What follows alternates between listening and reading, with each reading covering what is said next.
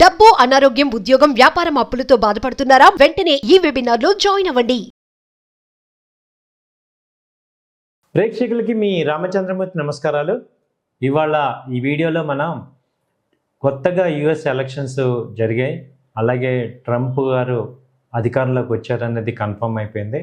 So ఇప్పటిదాకా Democrats పరిపాలించారు, ఇప్పుడు రిపబ్లికన్స్ వచ్చారు.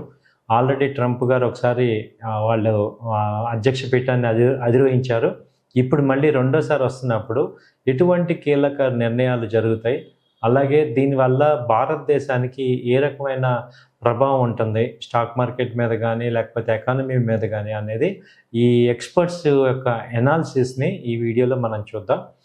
ఇప్పుడు ట్రంప్ లాస్ట్ టైం చేసిన ఎఫెక్ట్స్ ఏమేంటి అంటే, ఈయన మెయిన్ ఫోకస్ అంతా కూడా అమెరికా ఫస్ట్ అనే కాన్సెప్ట్ మీద ఆయన ఉన్నారు. ఆయన ప్రామిస్ చేసినవి ఇప్పుడు ఏంటంటే ఇన్ఫ్లేషన్ కంట్రోల్ చేస్తాను అనే ఒక పాయింట్. రెండోది ఏంటంటే టారిఫ్స్, చైనా ప్రోడక్ట్ మన ఎక్స్పోర్ట్స్ ఇంపోర్ట్స్ మీద టారిఫ్ పెంచుతాం, హైక్ చేస్తాం అన్నారు. మూడోది ఎంప్లాయ్మెంట్ క్రియేషన్ ఎక్కువ కాన్సన్ట్రేట్ చేస్తాం. దీనివల్ల మన ఇండియాకి వచ్చిన మెయిన్ ఎఫెక్ట్ ఏమైందంటే రూపీ వీక్నెస్ ఎక్కువైపోయింది. సో ఫస్ట్ టైం ఏంటంటే రూపీ మనకి విపరీతంగా ఫాల్ అయింది, 84.5 దాకా వచ్చింది. ఇది మెయిన్ ఎఫెక్ట్ అవుతుంది. ఎందుకంటే యుఎస్ డాలర్ స్ట్రాంగ్ అవటం అనేది ఈ డెవలప్డ్ కంట్రీస్ అన్నిటికీ కూడా పెద్ద ఎఫెక్ట్ అవుతుంది. సో అన్ని కంట్రీస్ యొక్క డాలర్, అన్ని కంట్రీస్ యొక్క కరెన్సీ వీక్ అయిపోయింది. మొన్న 6వ తారీఖు నుంచి కూడా అన్ని కరెన్సీలు వీక్ అయినాయి. సో దాంట్లో మేజర్ ఎఫెక్ట్ అయింది ఇండియన్ కరెన్సీ. సో ఎందుకు ఎఫెక్ట్ అయింది అంటే, ఎప్పుడైతే డాలర్ స్ట్రాంగ్ అవుతుందో కంపారిటివ్గా ఇండియన్ కరెన్సీ వీక్ అవటం. దీనివల్ల జరిగే మెయిన్ ఇబ్బందులు ఏంటి అంటే, ఎఫ్పిఐస్ ఫండ్స్ అన్నీ కూడా ఇండియాలో ఉన్న ఫారెన్ రిజర్వ్స్, మేజర్గా డాలర్ రిజర్వ్స్ అన్నీ కూడా బయటకు వెళ్తున్నాయి. ఒక్క అక్టోబర్లోనే 11,000 బిలియన్ డాలర్స్, 11,000 crores డాలర్స్ వెళ్ళిపోయింది బయటికి, అంటే యుఎస్కి బ్యాక్ వెళ్ళిపోయింది. అలాగే ఇప్పుడు ఎడిషనల్గా ఏంటంటే ఎఫ్పిఐస్ ఈ రూపీ వీక్ అవటం వాళ్ళకి అడ్వాంటేజ్. వాళ్ళు కూడా ఇప్పుడు సెల్లింగ్ మోడ్లో కనుక వచ్చి మళ్ళీ చైనా మార్కెట్లో కానీ యుఎస్ మార్కెట్లో కానీ ఇన్వెస్ట్ చేసుకుంటే మళ్ళీ అది ఇండియాకి మళ్ళీ ఒక ఎఫెక్ట్ అవుతుంది.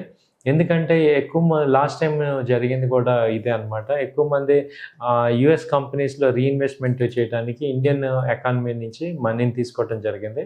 దానివల్ల ఈ ఫారిన్ పోర్ట్ఫోలియో ఇన్వెస్టర్స్ అందరూ, ఎఫ్పిఎస్ అందరూ కూడా బ్యాక్ వెళ్ళే ఛాన్సెస్ ఎక్కువ కనపడుతున్నాయి.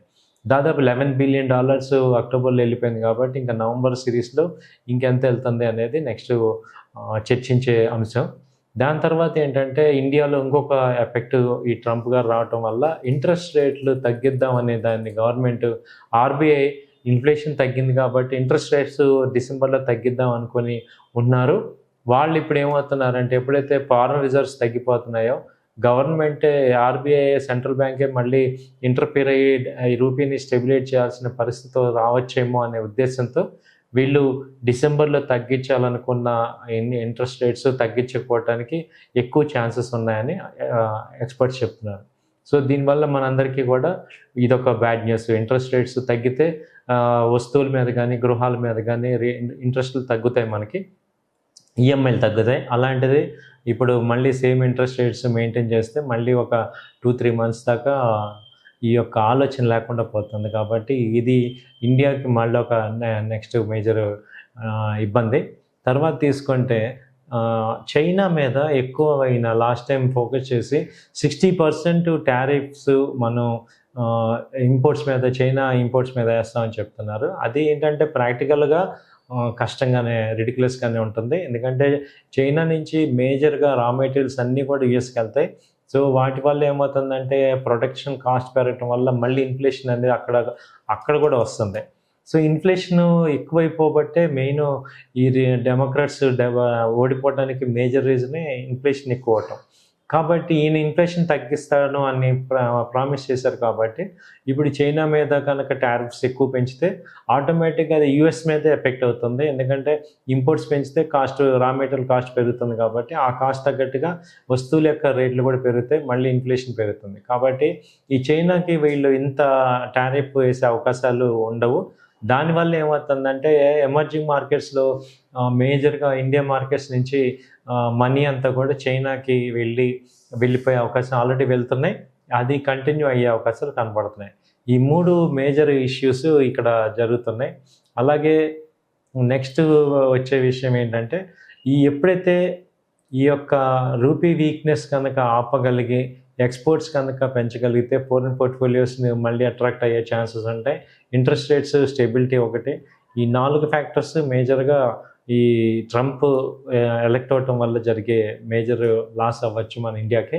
అయితే దీని నుంచి బయటపడడానికి కూడా మెజర్స్ ఏమేం చేయొచ్చు అంటే గవర్నమెంట్స్, ఇప్పుడు మనం ఎటు ఆయిల్ రష్యా నుంచి తీసుకుంటున్నాం కాబట్టి అది ఒకటి పాజిటివ్ తగ్గించే పాయింట్లు చేస్తున్నారు. అలాగే గోల్డ్ మీద ఇమ్మీడియట్గా ఇంపోర్ట్స్ అది కూడా ట్యాక్స్ వేశారు కాబట్టి గోల్డ్ మీద ఇప్పుడు నెక్స్ట్ ఇయర్ నుంచి కూడా ఇన్కమ్ ట్యాక్స్లో క్లెయిమ్ చేయాల్సి వస్తుంది, ట్యాక్స్ కట్టాల్సి వస్తుంది. కాబట్టి గోల్డ్ యొక్క ఇంపోర్ట్స్ తగ్గటం వల్ల ఫారెన్ గ్యాప్ తగ్గే ఛాన్సెస్ ఉన్నాయి. అలాగే ఐటీ కంపెనీస్ ఎప్పుడైతే అమెరికా కంపెనీస్ పెరుగుతుంటాయో డెఫినెట్గా వాళ్ళకి ఐటీ రిక్వైర్మెంట్స్ ఎక్కువ ఉన్నాయి. కాబట్టి ఇండియా ఒకటి లీడింగ్ ఐటీ హబ్ కాబట్టి మన ఐటీ కంపెనీస్ అన్నీ కూడా డెవలప్ అవుతాయి. కొన్ని రంగాలన్నీ కూడా బాగా ఫ్లరిష్ అయ్యే ఛాన్సెస్ ఉంటాయి. ఎందుకంటే అమెరికా గ్రో అయితే కంప్లీట్గా వాళ్ళ యొక్క కాన్సన్ట్రేషన్ అంతా కూడా ఎమర్జింగ్ మార్కెట్ ఇండియా మీదే ఉంటుంది. కాబట్టి ఆ కంపెనీ యొక్క సేల్స్లో ఎక్కువ పార్ట్స్ ఇటే వస్తాయి. కాబట్టి ఇక్కడ కూడా గ్రో అయ్యే ఛాన్సెస్ పాజిటివిటీ ఉంటుంది. అంటే ఆల్మోస్ట్ 100% నెగిటివ్ అని చెప్పలేం, కానీ కొన్ని మేజర్ రంగాలన్నీ కూడా ఎఫెక్ట్ అవ్వచ్చు. అలా కొన్ని మైనర్ అన్నీ కూడా ఇటు డెవలప్ అయ్యే ఛాన్సెస్ ఉన్నాయి. ఏదైనా ఆయన వచ్చి రేపు ఫిబ్రవరి మార్చ్లో కానీ మనకి యాక్చువల్గా వాళ్ళు టేక్ ఓవర్ అయ్యేది జనవరిలో ఎండింగ్లో టేక్ ఓవర్ అవుతారు. కాబట్టి ఆ తర్వాత కానీ మనకి యాక్చువల్ రిజల్ట్ తెలియదు. బట్ ఇదంతా ఏంటంటే ఎక్స్పెక్టేషన్స్ ఈ 3 రకాలు ఉంటాయి.